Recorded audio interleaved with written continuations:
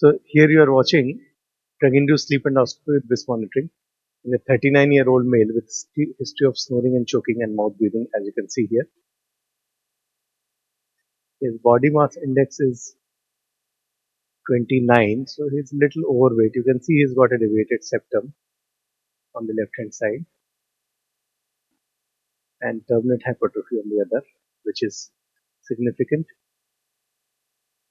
And his apnea hypopnea index on the sleep study is 46, most of which are obstructive sleep apnea. So, it's a case of severe sleep apnea. In the nasopharynx, there are no adenoids. Salpingopharyngeal folds are grade 1 by Agrawal's classification. It's 25% to 75%. And the upper part of the soft palate is not collapsing. The lower part of the soft palate is, as you can see here, at the base of 74. There is a funnel shaped collapse, and the lower part is collapsing both AP as well as lateral. So his saturation is 75. The BIS is in the late 70s and early 80s. Obviously, he is not oversedated, and you can see a complete apnea. That's the perfect stage.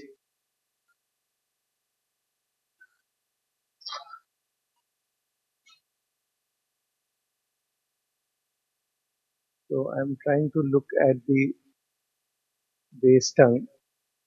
So as you can see here, right now, because his mouth is open, the tongue is a little behind, but not completely collapsing. Now let me close his mouth and see what happens. If I'm closing his mouth,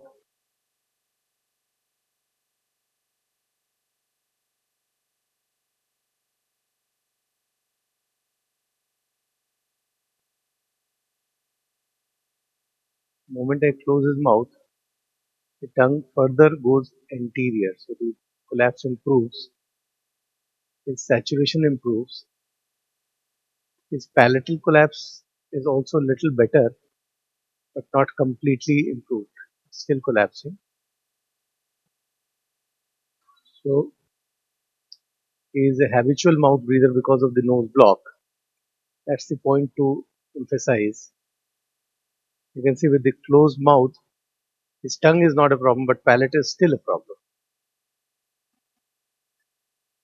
Therefore, palate in males is generally long and keeps collapsing. So, we'll need to perform uvulopalatopharyngoplasty with suspension bridge along with channeling of the salpingopharyngeal fold SOS, turbinoplasty on the right side, and septoplasty. You can see the septum is completely deviated and touching on the left. So, septoplasty, turbinoplasty, salpingopharyngeal fold channeling, uvulopalatopharyngoplasty, suspension bridge, taking care of both AP as well as the lateral collapse. That's the treatment advised.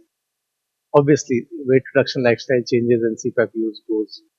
Uh, and here, this you can see the now is almost awake, and this is the action of the levator palati. You can see this much is the length of the soft palate, which is required to preserve the function of the soft palate, and the extra length is below. And you can see the collapse is generally in the lower part. 90% of the patient, same is the case here.